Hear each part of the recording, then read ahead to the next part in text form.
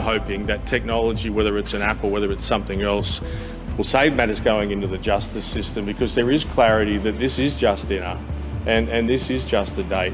And if you drink too much, which we've all done, and there are people out there who do take drugs and you're unconscious, that's not consent. Australian police official Mick Fuller making his case there for an app that would allow people to log their romantic consent or lack of it. He sees it as one potential answer to his state's rising sex crime rate and low conviction rate.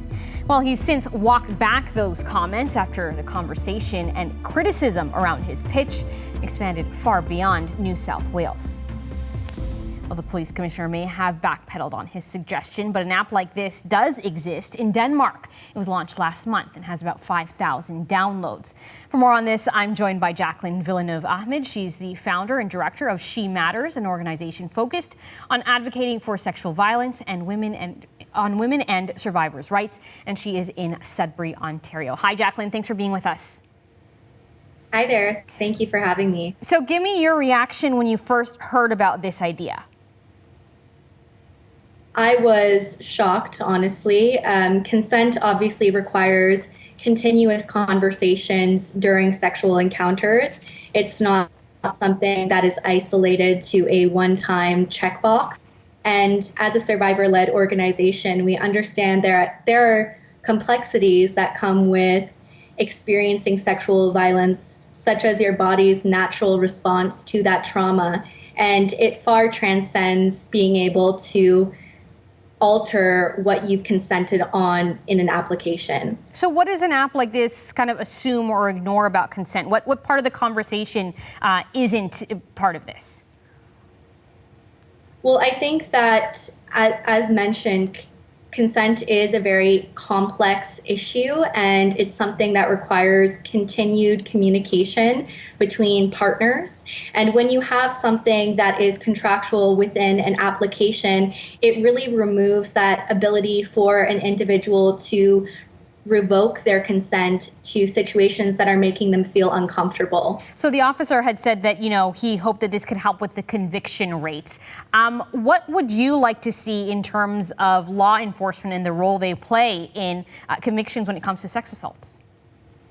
Well, I think we see with the commissioner's statements that he is not informed on trauma-informed practices when it comes to speaking on the topic of sexual violence. And this is something that we need to see for all levels of law enforcement, including higher up officials such as a commissioner.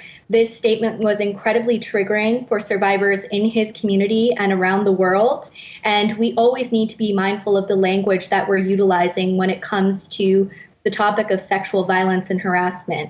Within the criminal justice system, we do need to see reforms, but that again comes from training and having a recognition of the impact of sexual violence for survivors and the complexities and inequities that exist in our current systems for reporting.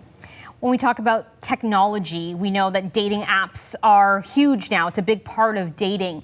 So do you see anything that could be changed when it comes to dating apps and the role that it plays when it comes to sexual encounters?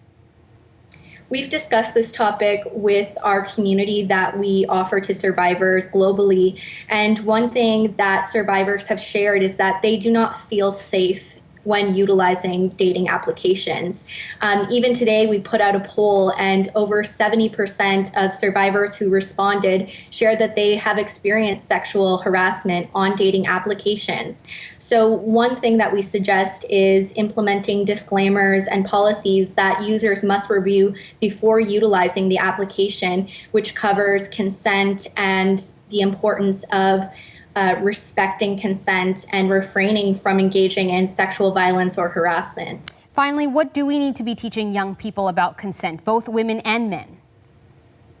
Again, just that consent is something that we need to not be afraid of discussing with partners. It's something that we need to openly share and something that we need to continuously be discussing throughout any sexual encounter. All right, Jacqueline Villeneuve-Ahmed is the founder of She Matters. She's in Sudbury, Ontario. Thanks so much for sharing your insights and taking the time to chat with us. Thank you.